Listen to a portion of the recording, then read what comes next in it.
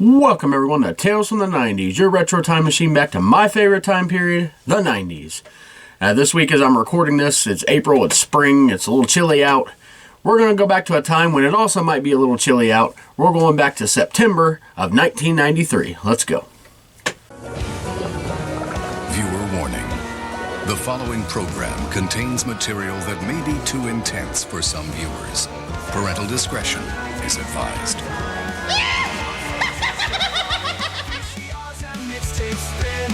Where every tale begins. Tales from the crypt, marathons, wrestling wars and morning yawns.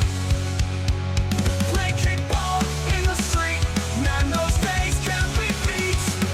Tales from the 90s never die.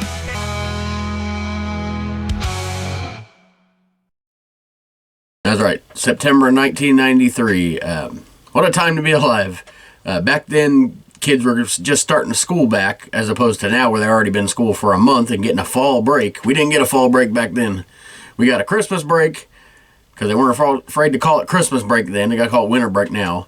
We got a spring break, and then we got the summer. It was an actual summer, not like now where freaking, it starts too early because I got to go back in August. Anyway, enough of that. Like I said, we're going to September 1993. Before we get there, though, I do want to mention I just had a bonus episode that dropped last week, being WrestleMania season. As I'm recording this, WrestleMania is next weekend. My top 10 WrestleMania, just WrestleManias of all time, and my worst. If you haven't seen it, my favorite of all time won't be a surprise, everybody. It's WrestleMania 17. It's a lot of people's favorites. My worst of all time is probably not another secret, WrestleMania 9. But anyway, my next bonus episode that'll come out will be, May 7th, 2026, just in case you're watching this in the future. That's already out. Go watch it, unless something happened. But anyway, it's the first Thursday of May, and I'm not sure if I'm going to be doing rankings or just talking about my favorite board games of all time. I did one on video games where I talked with my brother Josh. I didn't really do. I don't think I did a top in that. I think I just talked about the games that I liked. Maybe one day I'll do a top, of each system or something. Break it down even further. But yeah, just probably going to be talking about some of the great board games I played, both as a kid and as an adult, but mostly a kid because I like to stick to the nostalgic stuff. I think board games these days are. Most people, when they think of board games, they just think of Cards Against Humanity or one of the 60 million clones of that game. I mean, that game's fine, but it's like everybody is making their own version of that game now to where it's becoming watered down and not like the original and just, I don't know. There's something imaginative about those games, especially I played back in the 90s. So you look at a game like Mousetrap and all the freaking stuff that went into that. Like, I know it might be a little overkill on that game. But it was originality. But anyway, that's the bonus episode. This is September of 1993. It's our 10th trip through 1993, so we've almost done a full year's worth of episodes.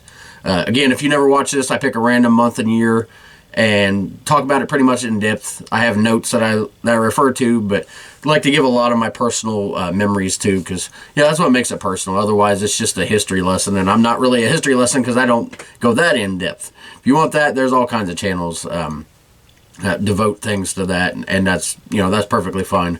It's just a simple podcast here. I don't have video clips in between and everything, so it's just something you can listen to in the background if you want. You don't have to sit and watch it, but for the ones that do or just listen to it, I appreciate you all. Thank you for the comments. I started doing live streaming this past weekend at Supreme Wrestling, which is where I work on the weekends. I'm co-owner of the company, and I do ring announcing, commentary, music, ring the bell, pretty much anything other than getting in the ring, which I've done a couple times. Not eager to go back into that. But I had really good response to that. If you guys want to see more of that, let me know. I'll probably do it again this weekend. It'll be on there live. It's 7:30 p.m. Eastern Time, Saturday nights. And anyway, let's get into what we're here for, talking about September 1993. Like I said, 10th trip through 93, and this time I was 9 years old and just entering 4th grade. And this is my first full year of 4th grade at the school I was currently at. That sounds weird to say. The school I was at the time, called Norwood View in Norwood, Ohio, which is a suburb of Cincinnati. If you don't know me, Cincinnati, born and bred, pretty much. I lived there. I don't know if I've lived there a majority of my life, or I've lived the majority of my life in Indiana now. I'm going to think about that. Maybe I'll get back on the next one. I don't have time to sit here and do the math like this. But I may have actually spent more time in Indiana now than I have in Ohio, because I spent so many years here. It's my 15th year, like, living in the same house. So that's definitely the longest of my lifetime. But, yeah, we had moved to Norwood View Elementary School, but we moved to Norwood. I'd lived there previously when I was younger.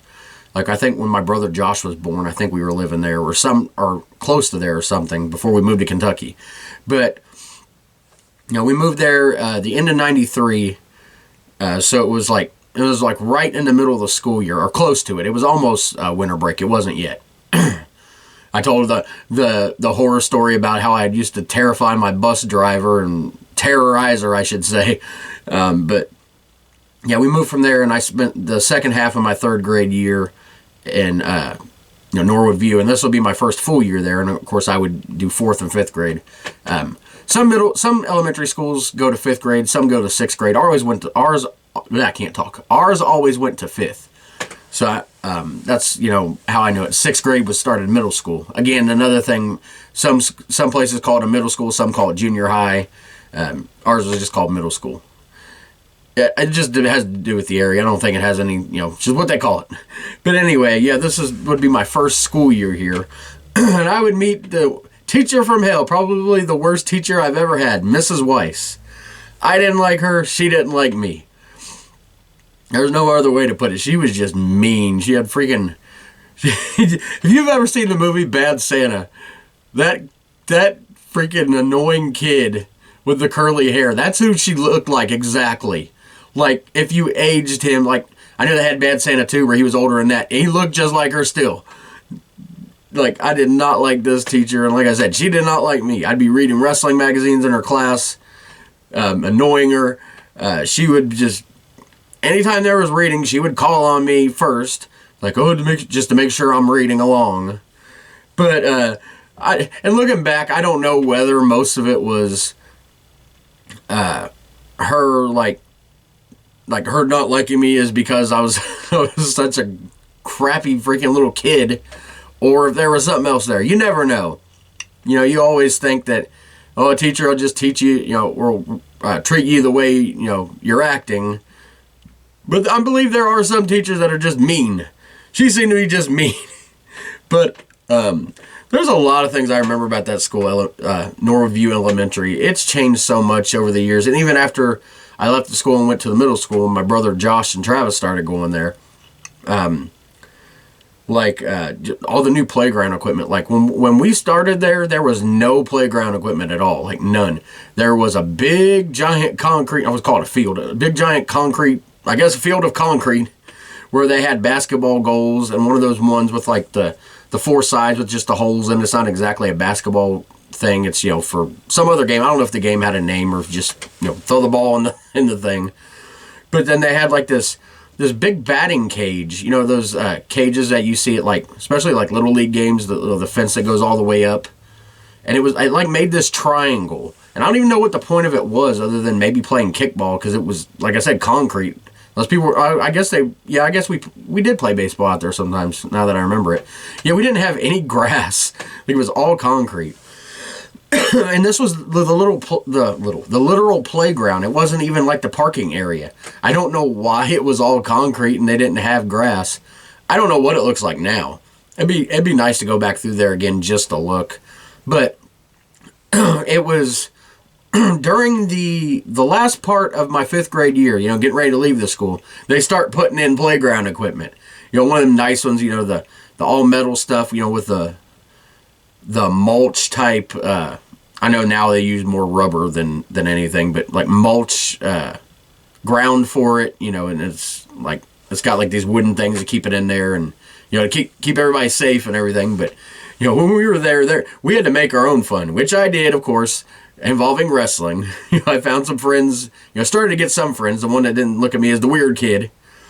But yeah, we some friends that watch wrestling, and we would wrestle. And one of my biggest things ever is doing what I called the double take. It's a move I thought I invented, when really I just realized that I'd saw Cactus Jack McFoley doing that. It's basically his double arm DDT, but I did it like off the cage onto the ground. Like, I don't know how I didn't split some kid's head open. But anyway, one of the teachers caught us, and wrestling was banned forever. Another thing that I've got banned. I've gotten many things. Like, there was this game, I'm jumping ahead, there was this game in middle school called Mat Ball, which is a really fun game, like one of my favorite thing to do ever in gym. It's like kickball, except you use these big gym mats on this big gym floor as bases. And you can have as many people on bases as you want, not like regular, baseball or kickball. You go to the base. If there's someone on base, you can't go there. You could have 6 or 7 people on the base at once. You don't have to run. And there's the teams were huge because it was like middle school and when we played this. And so sometimes there'd be 20 people on a team. So there'd be like 5 or 6 outs. I can't remember exactly. But yeah, you could. And the other thing is you could just keep going. Like if you crossed home and you had the opportunity to, you could go back around and until you got out. Basically, you could stay on base until you got out or the inning was over. So it was high scoring games, real fun. But anyway, I was, I kicked the ball and was running and it was going to be thrown out because at first base you could be thrown out by them catching the ball. Anywhere else on base, they threw the ball at you, you're out. So it's kind of like dodgeball too. But, I was about to be out, and I was like, I'm not having this. So I slid head first, hit this metal pole on the wall, and, knocked myself silly. Not unconscious or anything, but, enough to where they were worried. So going forward, the rule would be no longer you're not allowed to slide in mat ball. A lot of people are mad at me over that. It's like another rule that I caused. But, yeah, the wrestling was... We had to find stuff to do out there. Or we just stand out there and... talk because recess and lunch was all 1 hour. Depending on your grade, you either ate first and then I can't remember. I think it was the younger kids ate first and the older kids, like kindergarten through second or something, I think ate first while the older kids went to the playground, and then a half hour ended, it switched. But anyway, we'd go to lunch and there's this wall you're waiting to get into the cafeteria. It's white, and people would rub their dollars on it all the time. It turned green, and people called it the booger wall. And I actually seen people actually pick their nose and put it on the wall too. Like teachers would come up and we were past the days where you could hit students, or I guarantee you there'd be people. I guarantee if that would happen, I'd been slapped in the back of the head. I would have been called to the principal's office and got the paddle. I guarantee it, because I did all kinds of stuff. I think I've told the story before about my Barney was real big at the time. Barney and Friends. I love you. My principal gets this Barney outfit, and we didn't know it was our principal. But anyway, there's announced Barney's going to be at lunch, and we're like, okay.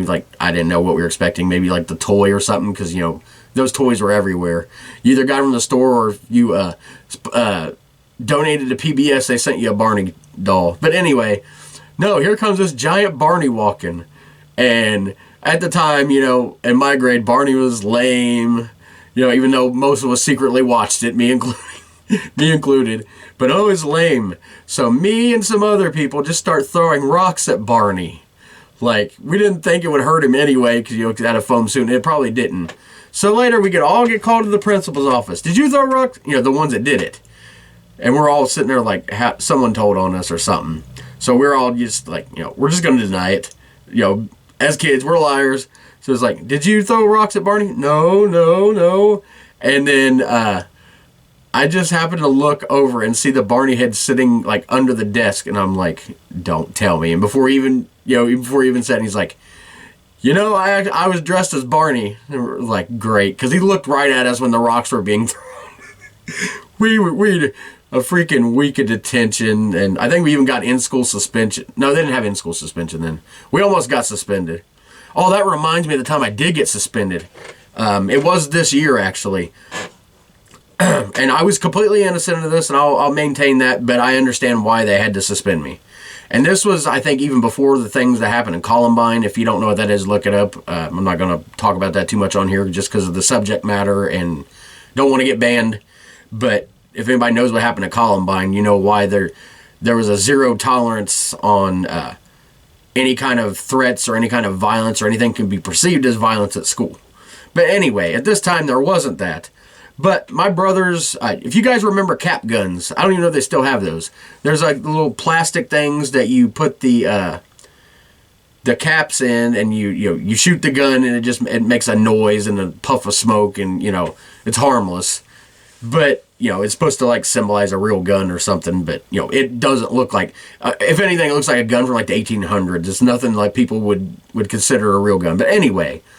My brothers were playing with it, and they ended up putting it in my book bag. And I don't think they did it on purpose, because I didn't get like a laugh or one of them looks that your brothers would give you when they did something, and they're just showing you, yeah, I did that.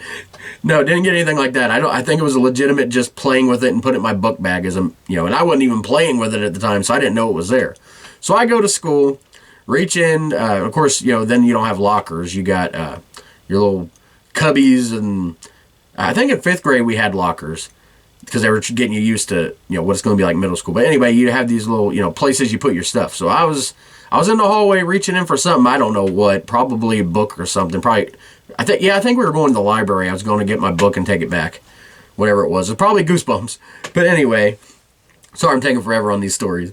But it's just fun, and like I wasn't even planning on talking about this story, and it just popped into my head. But anyway, I reach in and go for the book and grab out the cap gun, and not even thinking, and I'm just holding it, kind of looking at it like, why is this there? And as I'm doing that, some kid in the hallway, he's got a gun, and I'm like, it's a toy, I don't even know how it got here. And before I know it, called to the principal's office and suspended for 10 days. And it was one of those, you're suspended for 10 days pending expulsion, so you had to go to an expulsion hearing. And my stepdad from hell, Marky Foe, went with me, and luckily they believed me and didn't think that I had any kind of violent tendencies, or I was just an annoying kid that freaking got in trouble a lot, but not in that way. But yeah, and they believed that it was a complete accident, so I just got out of it with just a 10-day suspension, which back in those days, these days I think they suspend you. You gotta catch up on your work or whatever. It don't matter. They just seem to pass kids these days anyway. Back then, my parents had to go to the school, pick up packets of work that I had to do. So I had to do all the work that we were doing in school at home without the benefit of teaching. Well, not that I ever listened to Mrs. Weiss, but yeah, I had to do all that work. And that was part of the condition of coming back, too. So I had to do it, even though, I would have been like, okay, I'll just not go to school anymore. That wasn't going to happen. But yeah, that was the time I got suspended for a toy gun, if I can even say that word on here. A toy pew-pew, or whatever you're supposed to say online.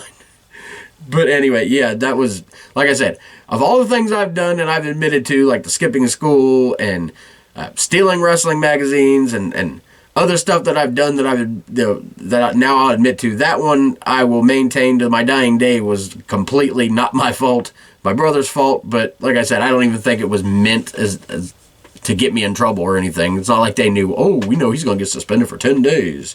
Like it would have done them any good. But anyway, that's just some freaking crazy times. Speaking of, I was talking about, I was going to finish by talking about wrestling, which would lead into talking about what was going on in the wrestling world, but then I got sidetracked. Sorry about that. But like I said, I do want to talk about the wrestling world. ECW had their very first super card, as they called it, big event under Paul Heyman, because until that time it was Eddie Gilbert. I said Gilbert. Eddie Gilbert that was pretty much running all the creative stuff for the company. But I can't remember they fired him or he quit or something. But anyway, Paul Heyman took over, which of course everybody knows as being ECW, and he'd eventually own it. But at the time he was just like the booker. He was just working there. And his era pretty much started September 18, 1993 from the ECW arena. It was the very first Ultra Clash event. It was also the ECW debuts of Ian Rotten, which is a scumbag piece of crap. But anyway, the Public Enemy and commentator Joey Styles. So, yeah, another one that's synonymous with ECW is Joey Styles, who did most of the stuff you've seen from ECW all by himself with no other commentators, which is how I do it at wrestling. I like having other people play off, but I also like having myself to just to talk to myself, because I can formulate what I'm going to say and not be stepping over anybody else, like talking over them, or, sometimes I get flustered if someone asks a question, especially if it's a wrestler. Like I used to be like real intimidated. Now I have a better rapport talking to them. But, in the early days, it was like I was still like, mesmerized, even though they're not wrestlers that are on TV, even though I have worked with some of those a lot. It was still, it's like there's so much, and it was like they've been in the business so much longer, and I'm just like, I'm lucky to be here. I'm still lucky to be there. But I also feel at the same time I've earned a little bit of respect doing this 11 years. So it's a little easier to do it. But Joey Styles doing that all by himself, was, to me, the best ECW ever was. And in the first match, the Public Enemy defeated Ian Rotten and Jason Knight. And then the main event was the Headhunters defeating Crash the Terminator and Miguelito Perez. I've never heard of him in a baseball bat match in the main event. But this was really the start of something new for ECW. They were definitely going in a more hardcore, tradition, more hardcore style, I guess. At the time, if you remember, ECW didn't stand for Extreme Championship Wrestling. It was Eastern Championship Wrestling. So they were still regional. In fact, at this very same show, they discontinued the ECW Pennsylvania Championship. The last champion was Tony Stetson. They just discontinued because they wanted to do more regional or more national things. In fact, they just joined the NWA, and after WCW left them, which I'll talk about in a little bit, a few minutes here about why WCW left the NWA. But yeah, they were having, during this event, they had a scaffold match, which I know they'd done it before. It's not a ECW original thing, but still, it's a pretty violent match. A strap match as well as a bunkhouse match. So they were definitely, with Paul Heyman, they were definitely starting to add stuff, and it really put them on the map. And then, like I said, WCW had their Fall Brawl War Games, the very first one, September 19th from Houston, Texas. On this event, Lord Steven Regal with Sir William defeated WCW World TV Champion Ricky Steamboat to win the title. And the Nasty Boys with Missy Hyatt defeated WCW World Tag Team Champions Arn Anderson and Paul Roma. Paul Roma, the worst Four Horsemen ever. Anyway, they beat them to win the titles. Rick Rude defeated WCW World International Champion Ric Flair to win the title. And this is where the WCW leaving NWA story comes in, because apparently they were wanting to put the NWA World title, but at this time they'd had two world titles. They had the NWA World title, which had been around forever. I think since 1948 or something was the first champion, or did it even go along earlier than that? I can't remember. Anyway, but they also had the WCW World Heavyweight title because when Ric Flair, famously left the company, he was a champion and took the title with him. So they came up with a new world champion, but also the NWA, had their world champion. So it was like a confusing thing. But what they ended up doing was renaming that NWA world title the WCW World International Champion or something weird like that. But anyway, they wanted to give the title to Rick Rude, and the NWA didn't approve of it. And at this point, WCW, or before it, Jim Crockett Promotions, was pretty much everybody that was talked about in the NWA. There were still other little promotions, but nobody really acknowledged them. It wasn't like the older days when the champion went to the different territories to wrestle. It was pretty much they were in WCW. Ric Flair, Sting, whoever was the champion was pretty much just in WCW. But the NWA still had the power and had to approve the title changes. And for some reason, they didn't want Rick Rude to be champion, so they said no. So WCW is like, well, we're not in the NWA anymore. We don't need you, which they didn't at that point. And going forward, as they built the company, they definitely didn't need them. But yeah, that was why they got they got out of the NWA. And then for the main event, let's see, it was a War Games match. Sting, Davey Boy Smith, Dustin Rhodes, and the Shockmaster. And yes, this follows that infamous Shockmaster debut on the Flair for the Gold segment. If you've never seen it, look up Shockmaster WCW debut. It is hilarious.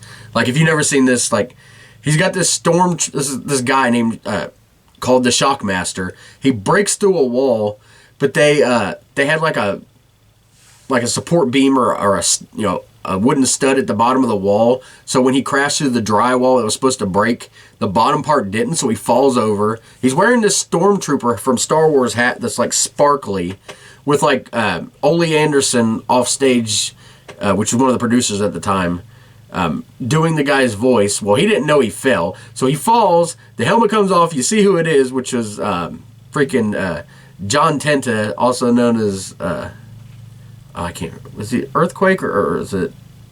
Yeah, it was Earthquake. I think, or is it? Am I getting confused? Or I'm getting confused because he was also the Shark. Or I'm confusing two people. Anyway, his helmet comes off.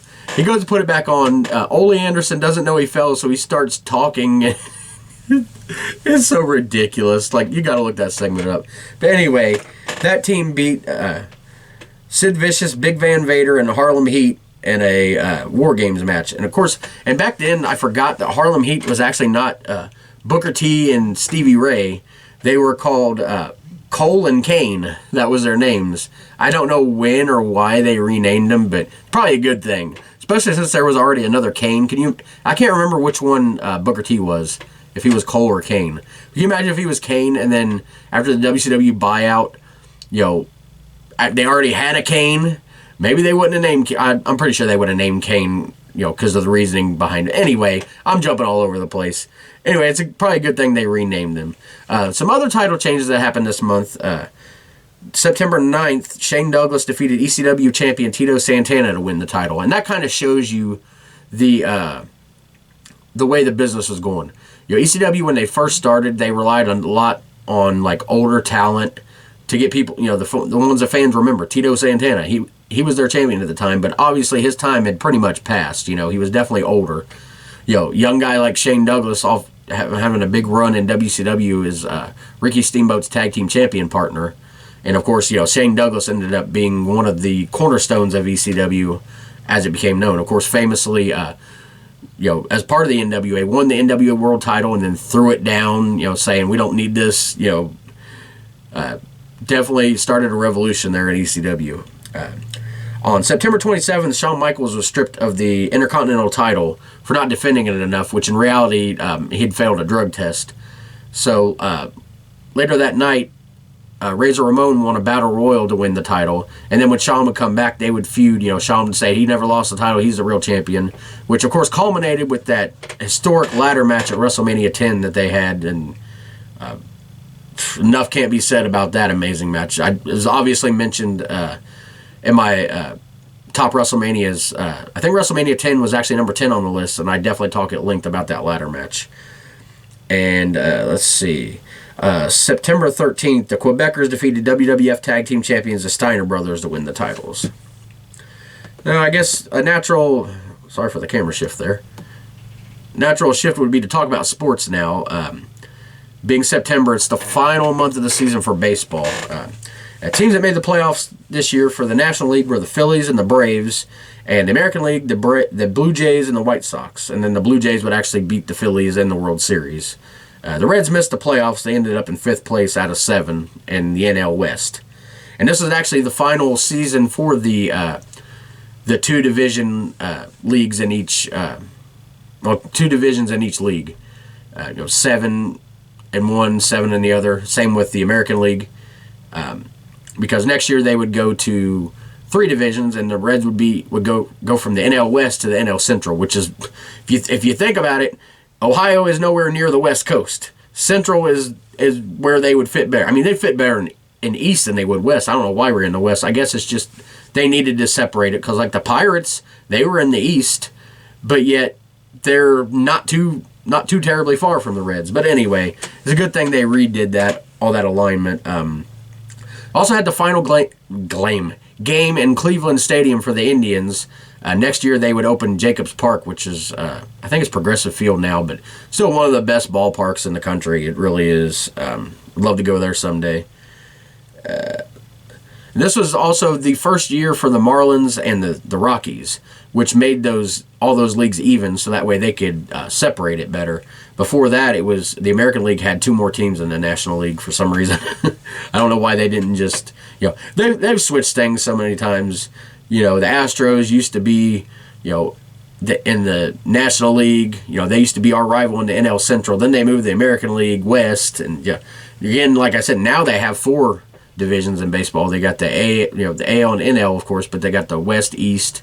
No, they don't. What am I thinking of? I'm thinking of football. I'm all over the place. They still have the Central, the West, and the East. Sorry, I was thinking of football where they had the North, South, West, and East. I'm confused. It's never a good thing.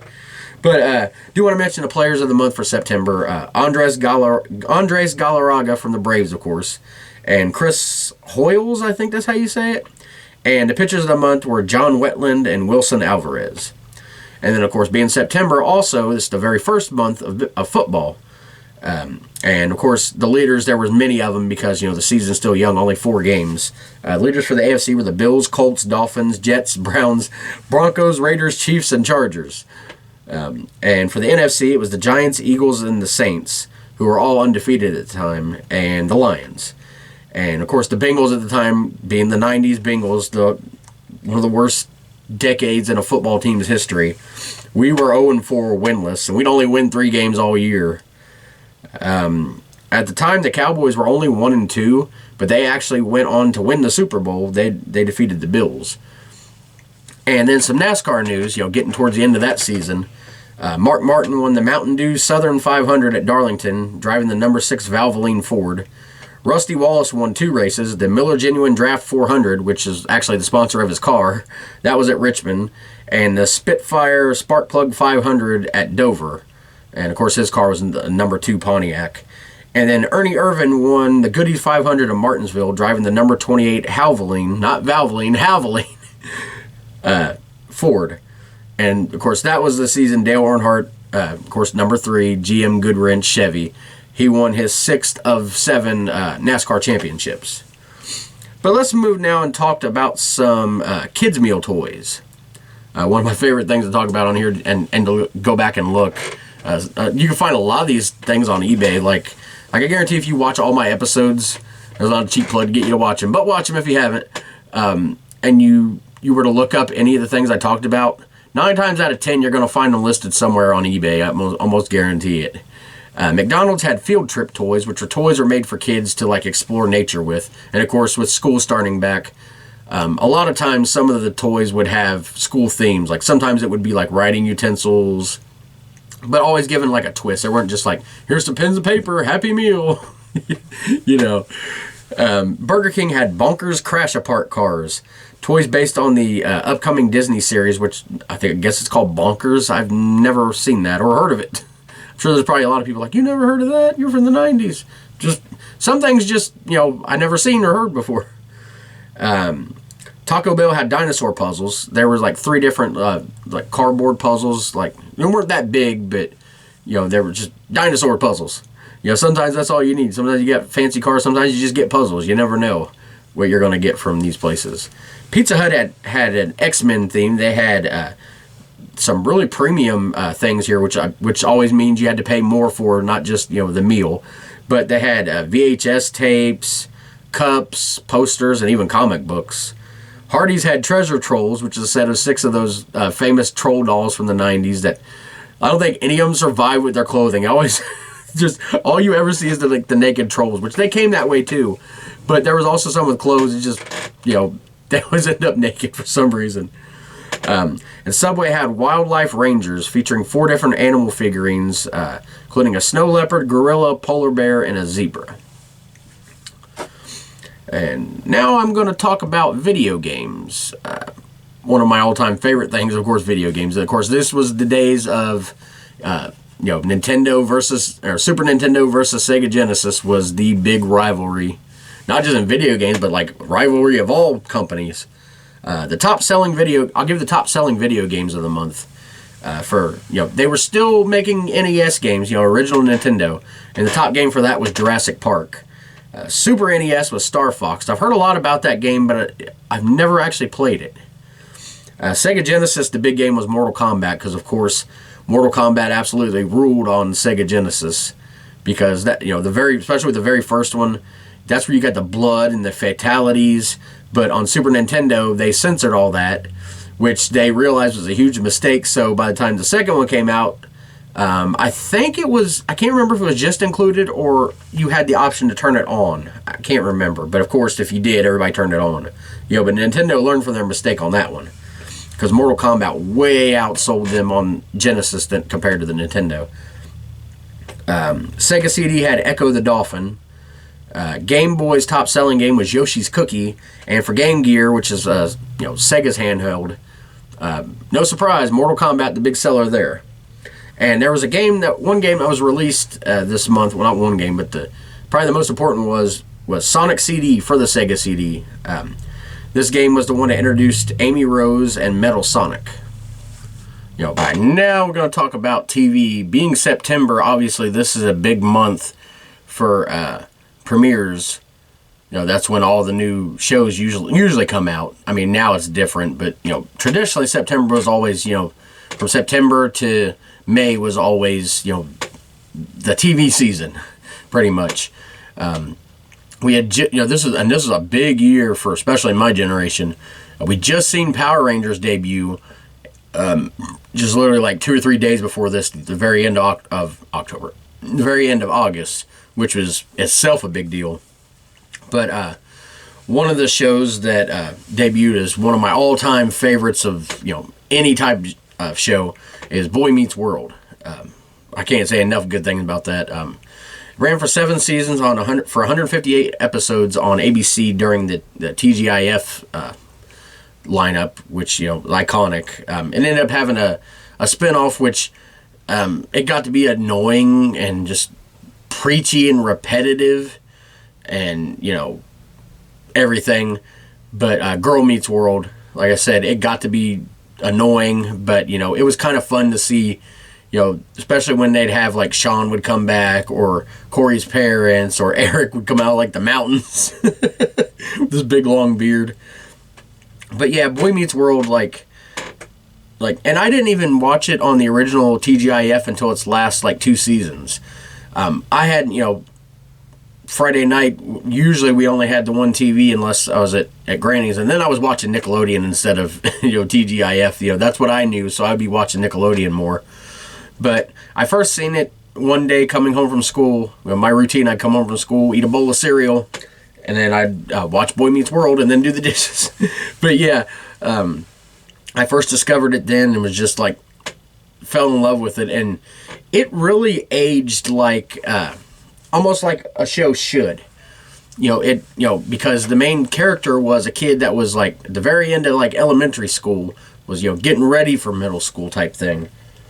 And it was kind of, I think he was maybe a year older than me, or maybe 2, but it was sort of the same time period. So, I could identify with it.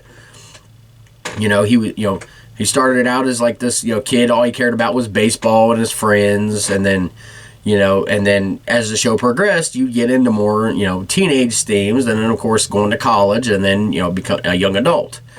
And it was you grew with the show if you were around that age. It didn't some of the great shows obviously The Simpsons everybody loves, but you can't really identify with, and it's probably a bad example of a show that doesn't follow this format, but The Simpsons never age or anything. That's probably a bad example if you're talking about shows that age. They're just The Simpsons do have commentary of life in them a lot, but it's mostly just a funny cartoon. But yeah, Boy Meets World, you got all these different. And and you had Corey and Sean, which are 2 polar opposites but best friends. Sean was more depressed, didn't have a good home life. Corey, grew up middle class. He wasn't rich, but his parents had enough money. He never had to worry about it. Where the next meal was coming from, and he wasn't depressed. He had a brother. He had family that looked out for him, not family that shunned him, or even in the case of his mom took off, or his dad sometimes would do. So, it was a complete different dichotomy there, and just, one of my favorite shows of all time. And of course, you got Topanga added later on to become the love interest, and they kind of go back, they retcon that. They're like, oh, they were in love since they were on the park swing when they were like 5 years old, even though in reality they couldn't stand each other in elementary school because she was the weird one.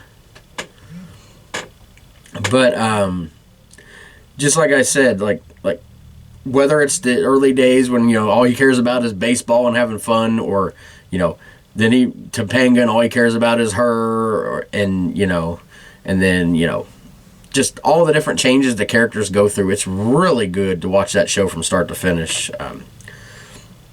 Some other debuts that happened. There was actually 2 Sonic cartoons that debuted around the same time. The Adventures of Sonic the Hedgehog only had 1 season. It had 65 episodes, and it was in syndication. And it had Jaleel White, of course, was become famous as Urkel doing the voice. And it was the very first Sonic cartoon. Then you also had at the same time, which debuted like 2 weeks later, so that was what made that one the first one. We had Sonic, just one called Sonic the Hedgehog.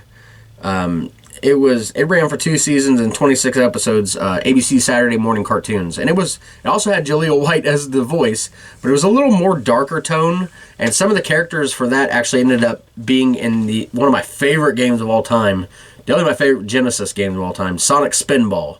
There's just something about that game I love, the combination of Sonic and a pinball game. Like, I love that game. I've never beat it. I need to go back and play it. I've got it on my computer. I actually bought it off of Amazon as like a computer game a long time ago. Plus, I've got like Sega Genesis emulators and stuff. But I definitely need to go back and beat that game. And it just shows how big the month this was. This is the month Legends of the Hidden Temple debuted. It ran for 3 seasons on Nickelodeon and had a reboot on the CW, which I never watched. That was in 2021. And even had a movie, which was pretty good. But, the series, obviously classic. You learn a lot from it. It's got, teams competing, a lot of physical challenges, and then, of course, running through the temple trying to find the hidden item without getting attacked by the temple guards. And, I think it was only like 8 times out of, how many episodes did I say?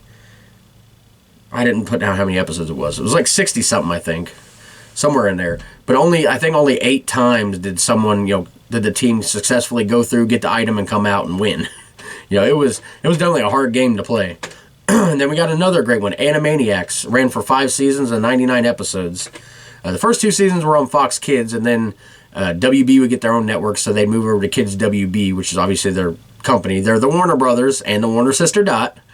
But yeah, they had 3 seasons on that. And of course, Pinky and the Brain was like a little short within the cartoon, and it became spun off into its own show. Rocko's Modern Life, classic Nicktoon, just crazy stuff, a lot of adult jokes that kids didn't get then. Ran for 4 seasons and 52 episodes. Walker Texas Ranger was started this time too. It ran for 9 seasons and 203 episodes on CBS, and of course, just like 2 weeks ago, I think Chuck Norris died. One of the ones that everybody said would never die, and all those jokes about how how tough he was. I mean, he was tough, but it really goes to show you that no matter how tough you are or who you are, when it's your time, it's your time. But yeah. A little dark there. Walker Texas Ranger show I like watching with my dad and my grandpa. They really love watching this. Of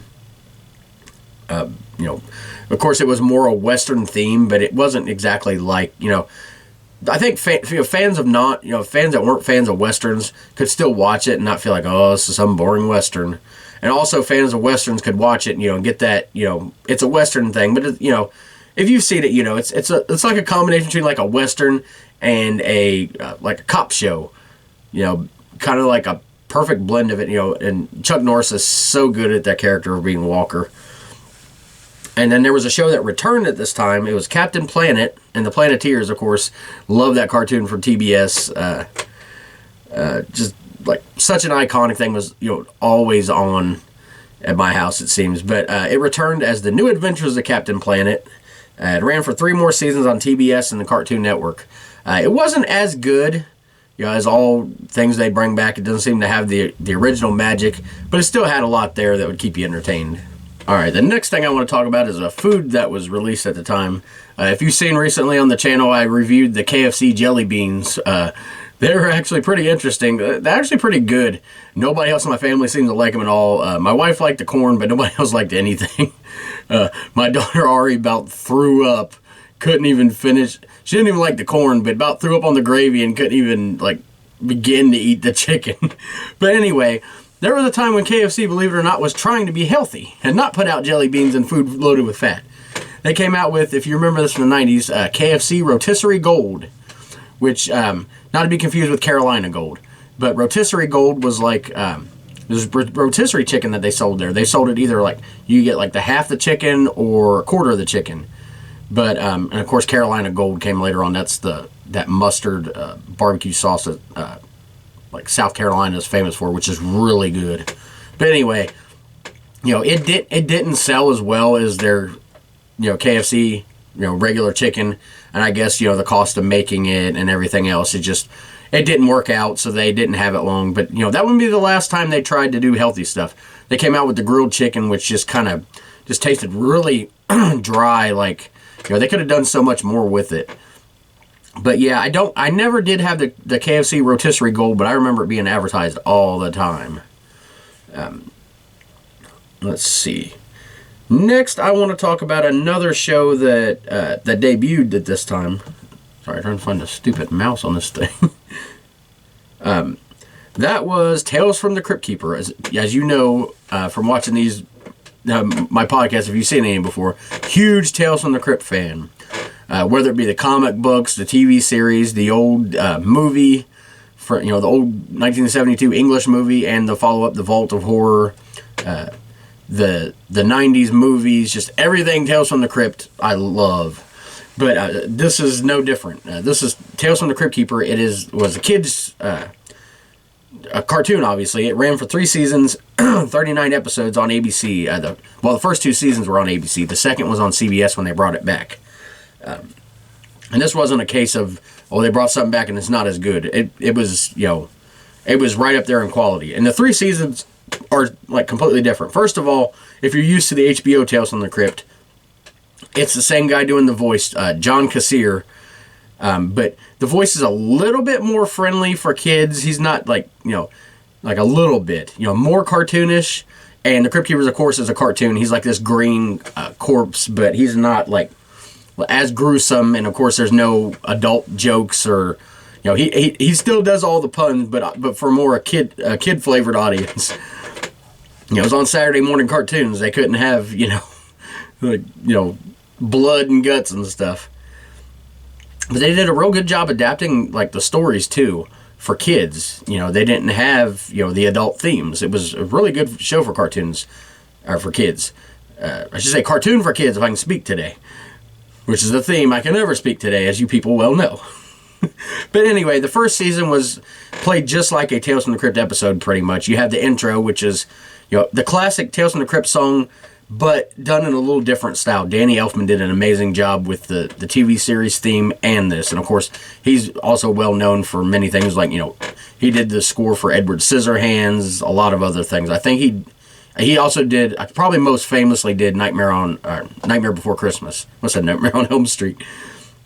No, but the opening, it's obviously more, the song's a little more sped up and has more stuff in it. It's made for kids.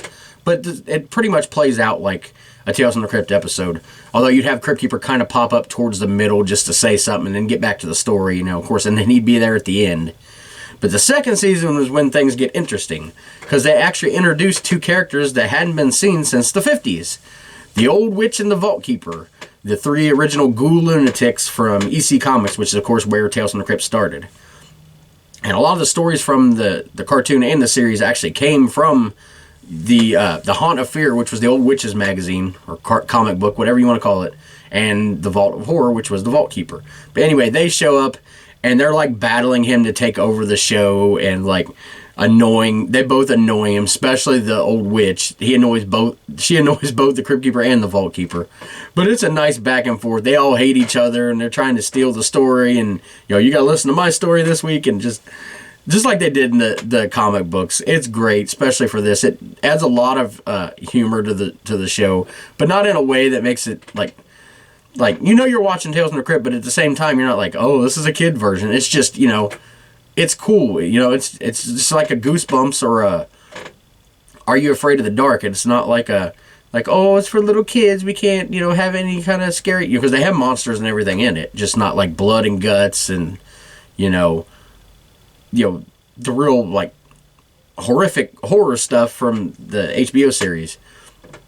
But in the third season, when they came back with a new Tales from the Cryptkeeper, it would have, all three hosts again, but also the Cryptkeeper would be more involved in the story. Like, you would see him, like, in the story and talking at different points and, like, setting things up in the story. So he had more of an active role in it, which we always wish that the Cryptkeeper was in, like, every episode of Tales from the Crypt. It's probably what made him special. If he would have been in, like everyone, what could he have done? He's a monster. What's he going to do? Be a victim or be the monster in every episode?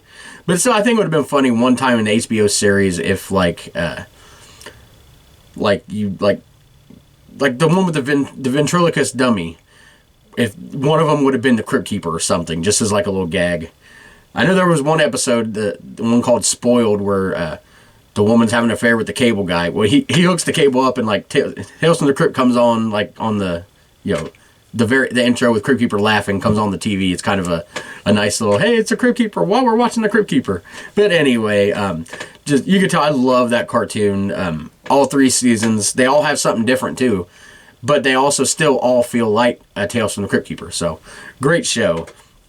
But moving on from that, we're going to look at the Nickelodeon lineup and the Saturday morning cartoon lineup. Sorry for the camera shaking there.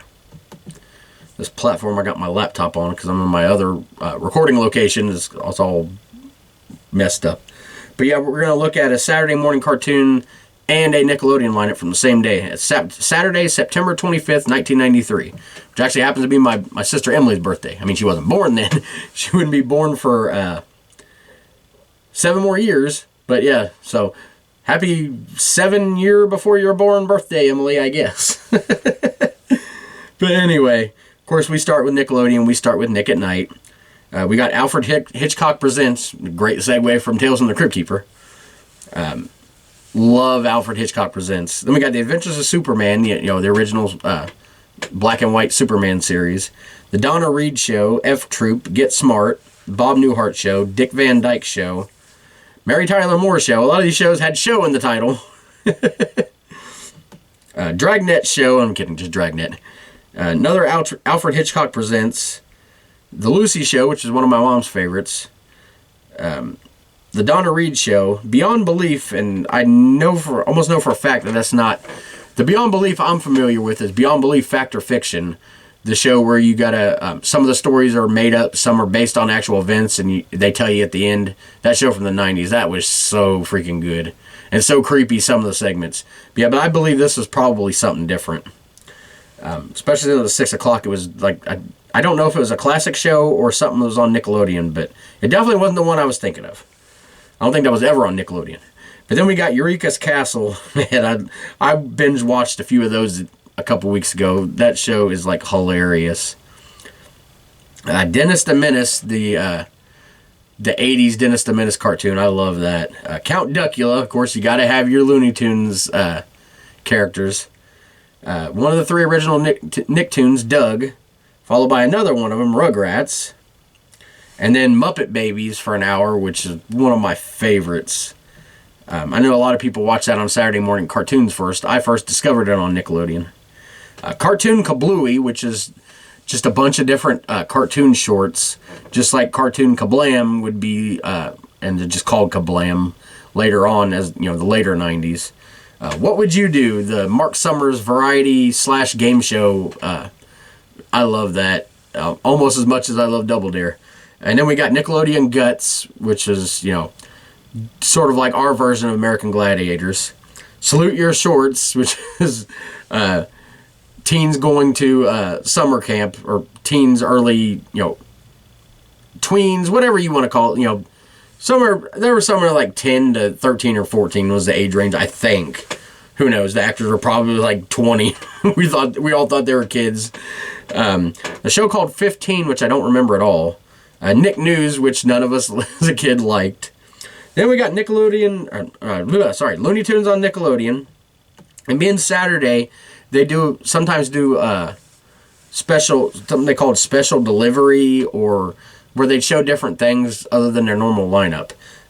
Here we had an hour-long special called The Muppets, a celebration of 30 years, which I'm not really a big... And it said 1986, so when it came out, it wasn't even new. It was a celebration of 30 years. I was never the biggest fan of The Muppets. That can't be right, is it? The Muppets really started in 56? That don't seem right. Maybe they did. I don't know. Maybe the information's off. But anyway, the only Muppet thing I like at all is Muppet Babies.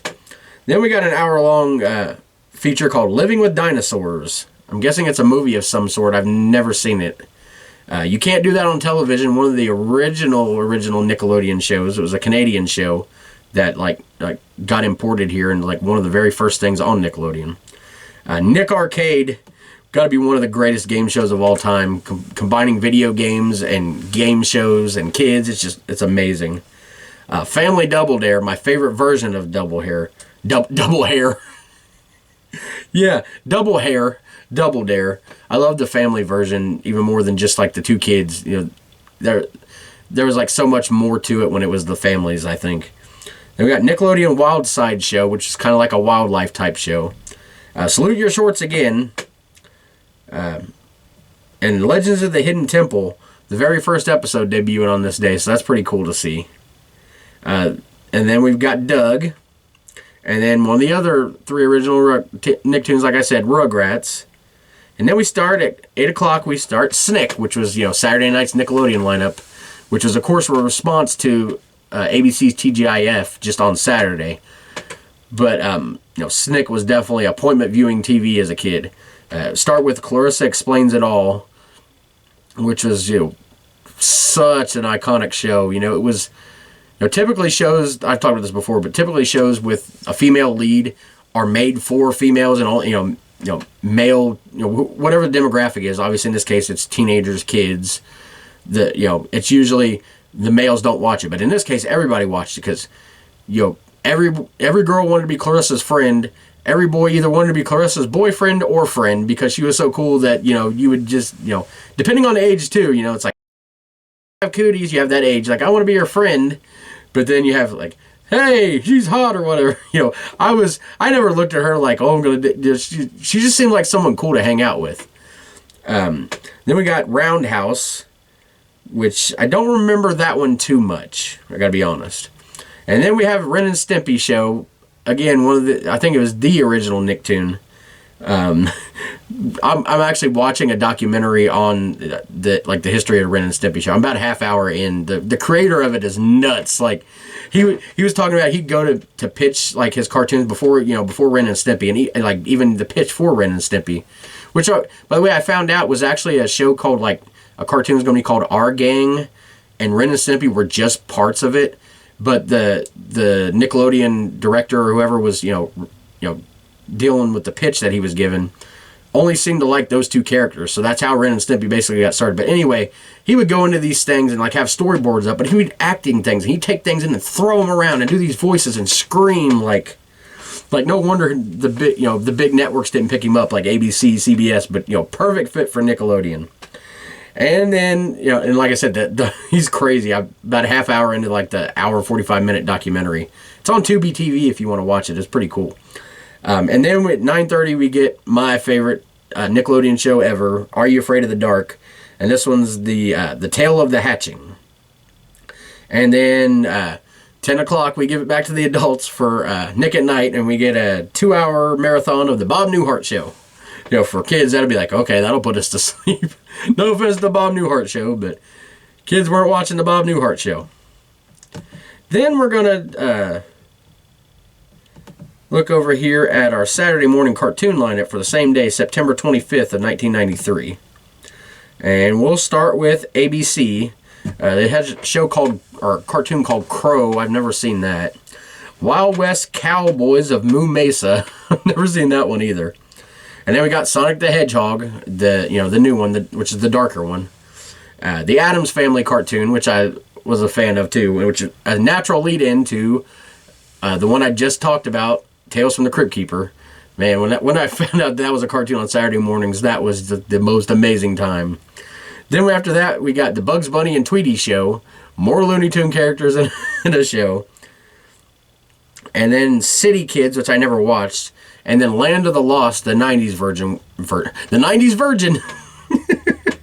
The 90's version. I couldn't stand the 70's version, but I love the 90's version. I actually never seen it on Saturday morning cartoons. I'd first seen it on, like I did a lot of things I discovered on Nickelodeon. And then we go to CBS, we got Marsupilami. I think that's how you say that. I don't know.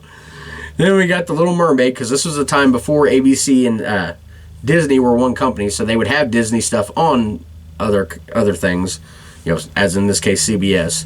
Garfield and Friends, such a classic cartoon. Followed up by the all-new Dennis the Menace, which I've never seen, and it's not the 80's Dennis the Menace. It's one that they came out with it was debuting just now. So I don't think I've ever watched it. I don't know if it's like the same animators and same voices, or just a completely different series. I don't know. I'd have to look that up. But speaking of, like, I was talking about classic with Garfield and Friends, classic show or cartoon that was still going strong at the time, Teenage Mutant Ninja Turtles. I believe they were like their 6th season at this time. Then we got Cadillacs and Dinosaurs, which I've never seen, and Beakman's World, which I wasn't that big of a fan. I know it was like a science type show, sort of like Bill Nye the Science Guy, although my favorite is always Mr. Wizard's World on Nickelodeon. And then Fox, I believe, is their 2nd or 3rd year of Fox Kids. We start with Dog City, which I've seen some episodes of that. Not too big of a fan. Bobby's World, which one of my all-time favorite cartoons. One of the very first Fox Kid cartoon. It's great. We got Tom and Jerry Kids Show. More Looney Tunes. Now they're kids. Eat the Cat, which I was never a fan of that. It just annoyed me for some reason. It was a rare day with no Power Rangers on, because like I said, they just started. So I think, actually at the time they were on Fridays, if I remember correctly. Power Rangers was on Fridays for a little bit, and then they moved to Saturday. But anyway, we got Tiny Toon Adventures, as I just talked about that was the Animaniacs. Sorry, Tiny Toon Adventures, same company, but Tiny Toon Adventures is great. And then we got yet another Looney Tune property, as if that wasn't enough. Which, by the way, by I say that, I don't mean like I'm annoyed by it. It's great that there's so many Looney Tune things going on. Then we got Tasmania, and then we got X-Men, which of course, like I said, they had that big promotion with Pizza Hut with all the stuff. I love the X-Men, the cartoon. Don't care for any of the superhero movies these days, but I love the X-Men, the animated series. Then we move over to NBC. I already know what we're going to find. Teenage stuff. Yay! Name Your Adventure, which I'd never seen. California Dreams, a Saved by the Bell ripoff. Then actual Saved by the Bell, which was, I actually liked that one. Name Your Adventure again. And then Brains and Brawn, which I don't think I've seen, but it's probably some sports thing. The NBC abandoned kids in the very beginning of the 90s and said, let's give all this teen stuff. And they wonder why they were coming in last, even to the WB in ratings. NBC should have seen the writing on the wall, but no, they were stubborn. We're going to do this teen stuff. Who cares about the kids? Anyway, not too much more to talk about. Sorry if this has been a long one. I always say that. I never knew exactly how long it is. I'm going to talk about some music right now. I like to give the charts for everything. The Billboard Hot 100. I talked about this on another one because it was number one during either August or July, whichever one I talked about, but UB40, Can't Help Falling in Love, I think is the Elvis remake. It was number one for 1 week in September, plus all of August and 2 weeks of July for 7 weeks total. And the song is just, I'm sorry, it's terrible in my opinion. Sorry to anybody that likes it, but it's just, I don't see how the song was number one for 7 weeks. And then we've got Dream Lover by Mariah Carey. I think she's still hibernating now. Christmas season's over. She's still hibernating right now, so I don't want to say her name too loud. Wake her up, she'll start singing her Christmas song. But anyway, that song was number one for 3 weeks in September and all of October for 8 weeks total. And then, of course, my music, country music, the American Country Countdown. Sawyer Brown song called Thank God For You. I think it's one of their biggest songs they ever had. Was number one for 2 weeks. That's a great song. Then we got Garth Brooks, Ain't Going Down Till the Sun Comes Up. Was number one for 1 week. And then there would be another song that would take the number one, and then beginning of October he would go back to number one again.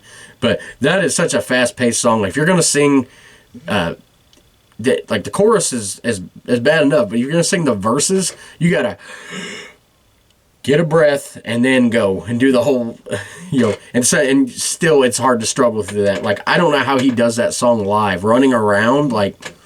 That right there, he should win every award for. That's insane. And then, of course, that song that was the number one in between, that song being number one and then again number one, was Tracy Bird's very first number one, Holden Heaven. Tracy Bird, amazing icon of the 90s country. I'd seen him last year at the Watermelon Festival. Of course, his song Watermelon Crawl is probably his biggest one of all time. At the Watermelon Festival, of course he did it. And there was people batting around like blow up balls, like beach balls, but it was they were shaped like watermelons, or not shaped, but they were just, they were round, but they looked like watermelons. But that was amazing seeing the Watermelon song at the Watermelon Festival. But anyway, there was an album released this month that was a really good album. It was George Strait's 14th studio album called Easy Come, Easy Go. I actually bought this on CD a long time ago at one of my favorite spots in Cincinnati that's since closed down, CD Game Exchange. They had 2 locations, and I visited them both all the time. Got all kinds of DVDs, video game systems, CDs. Like over half of my CD collection is made up of things that I got from this place. But this album went 2 times platinum. Went to number 5 on the Billboard 500. Or not 500, Billboard 200, which is, all genres, and made it to number 2 on the top country albums. And the singles were released were the title track, Easy Come, Easy Go, went to number 1. Love Bug, which was a George Jones cover, which is a really fun song, went to number 8. I like to have that one back, number 3. Probably my favorite of the singles was The Man in Love With You, it went to number 5. But my favorite song on the album is one that wasn't released as a single. It's called Just Look At Me. He sings his butt off in this song. Like, it is, like, look up that song, Just Look At Me by George Strait. Like, that's the type of country singer I want to be. that voice, but obviously nobody has that, let alone me. But yeah, that's what I aspire to be, basically, is George Strait in that song on every song if I can be. And then, of course, they had the CMA Awards this month.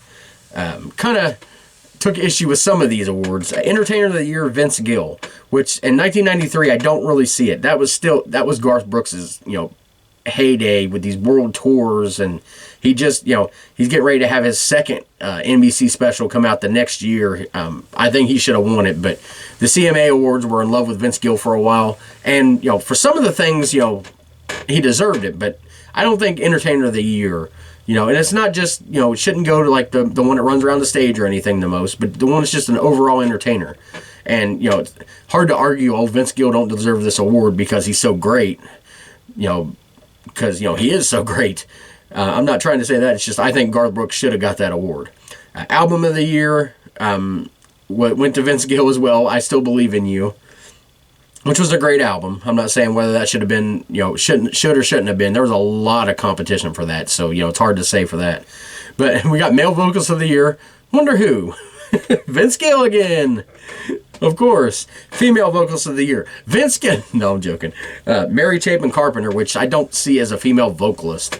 I mean, her songs are okay, borderline to good on some of them. But as far as, like, vocalist, her vocals are not anywhere near a lot of the artists that were at, like Patti Loveless should have won that for sure. Vocal Group of the Year, Diamond Rio, got no complaints on that. I seen them live, 2014, I think. One of my all-time favorite groups. Their harmonies and the instruments, just Diamond Rio is just perfection to me. Perfection 90s country.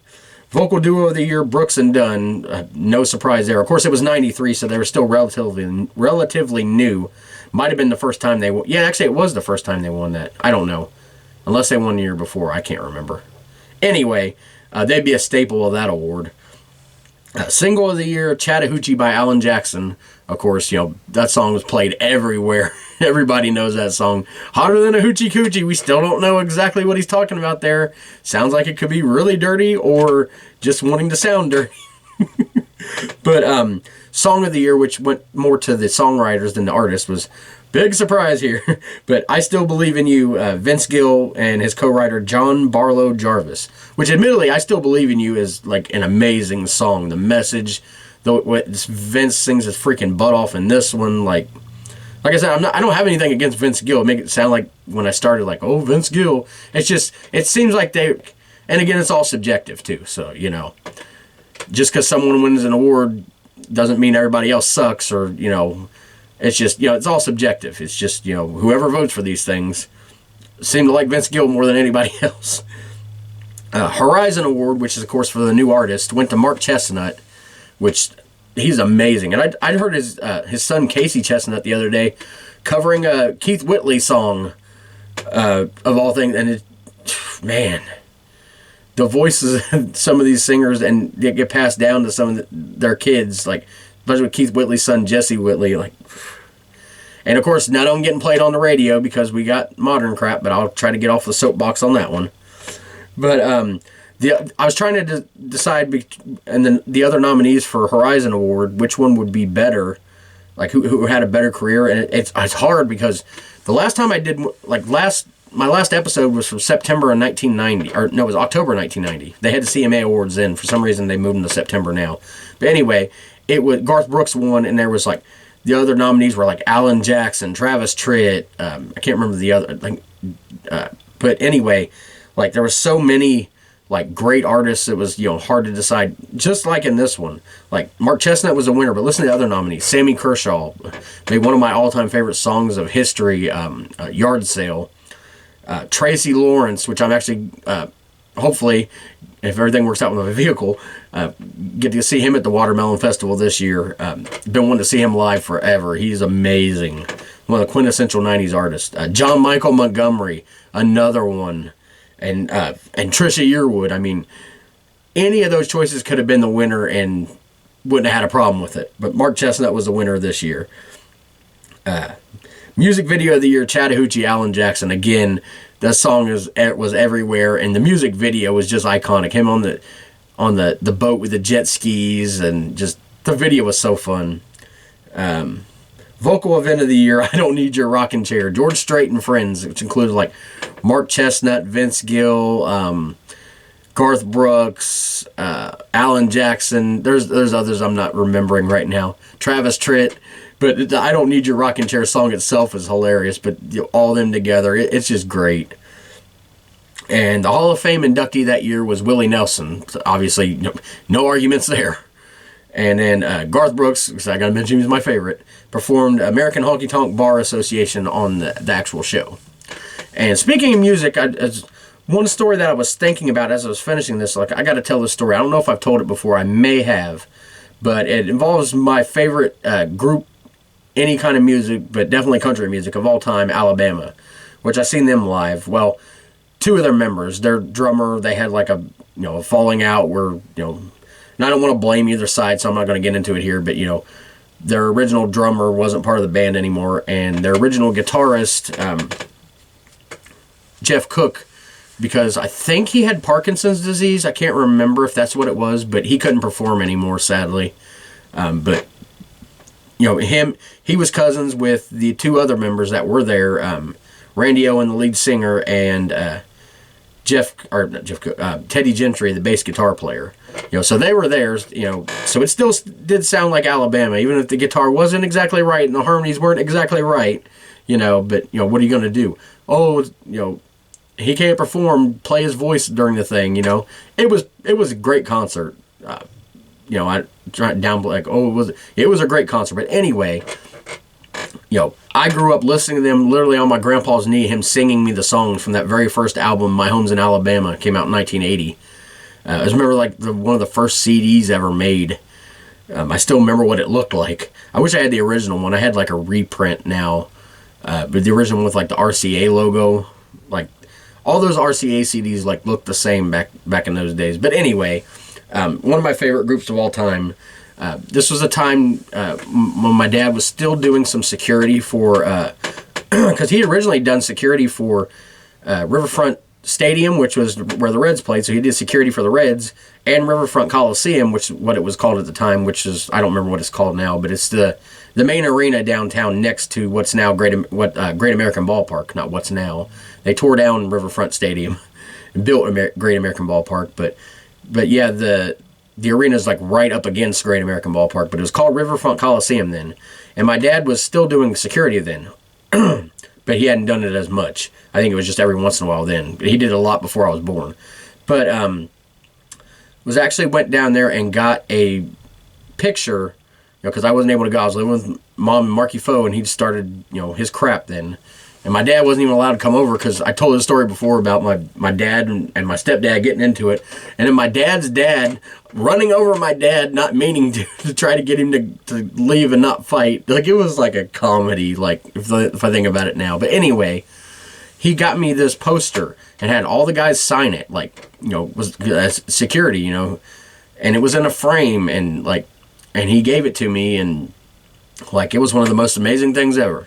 And what do you know, and Marky Foe, my stepdad, knew that, and what do you know, the first thing that happened when I got in trouble, he didn't just take it, like, you take somebody's toy or something, you get in trouble, that's whatever. He took it and broke the frame, tore up the picture, and threw it away. Like, I was on the floor in tears. Get up, quit crying, you little baby. Like, you just tore up something that meant everything to me. But anyway, I don't know why I told this story. It came to mind for some reason. It's just, people can be so cruel, like, he knew what it meant to me, and that's why he did it. And that was really the start of when he started becoming an a-hole. But anyway, we'll try to stop talking about that. I do want to mention one final thing. I want to talk about some books. Well, 2 books in general. But the first one is Stephen King's book, Nightmares and Dreamscapes, which was a short story collection of his, which he's really good at making short story collections. Like, I just talked about this last week. His novels are good, but his, like, are great. I say, oh, they're okay. No, his novels are great, but his short story collections are equally great. But this Nightmares on Dreamscapes had a lot of things that a lot of people will recognize. Let's see here. Let's start with... if you're a fan of Tales from the Dark Side, one of my favorite TV shows of all time from the 80s, the episode called Sorry Right Number was an episode of Tales from the Dark Side in the 4th season, and then later adapted to this book, obviously, because that was the 80s, and this came out in 93. Same with almost a sister show to Tales from the Dark Side, made by the same people, called Monsters. There's season 3 episode, The Moving Finger, which is a kind of comedy element to it. But that story was in there. The story Chattery Teeth was actually a segment in the anthology movie called Quicksilver Highway. Dolan's Cadillac was made into 2 different movies, one in 97 and one in 2009. I think I seen the 2009 version. It's a great, like, revenge type story. Like I said, not everything Stephen King does is straight up horror, but I think it all has a horror element. Horror doesn't have to just be monsters and things come back from the grave. Horror can just be things that scare you, everyday things. Let's see. The Night Flyer, which I've talked about on here before, the movie with the iconic freaking scary vampire pilot opening his mouth. That was a short story in this collection. Then 2 stories were turned into like short films, Home Delivery and Rainy Season. And then in 2006, TNT actually made a miniseries called Nightmares and Dreamscapes from the stories of Stephen King.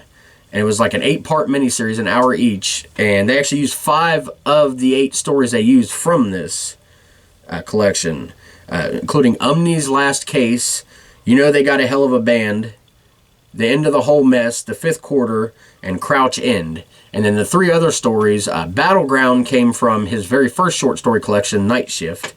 And then the 2 final stories were The Road Virus Heads North and Autopsy Room 4. They were from his 2002 collection, Everything's Eventual.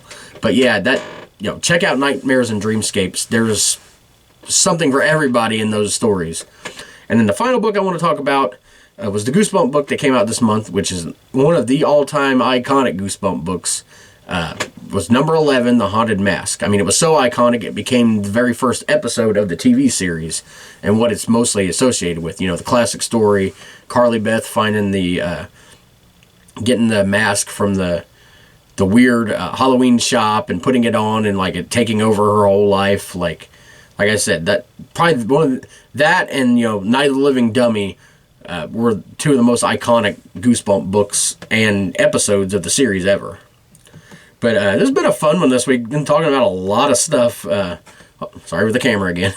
But I hope you guys enjoyed this episode. We're on 73. Next week we're on episode number 74. We're going ahead a few years to December of 1996. This will be our 5th trip through 96.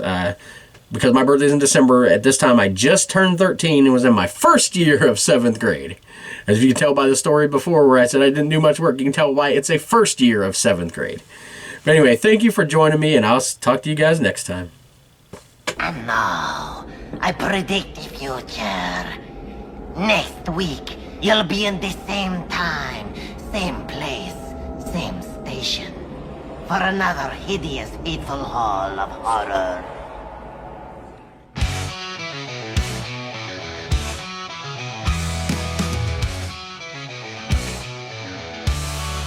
Tales from the 90's never die.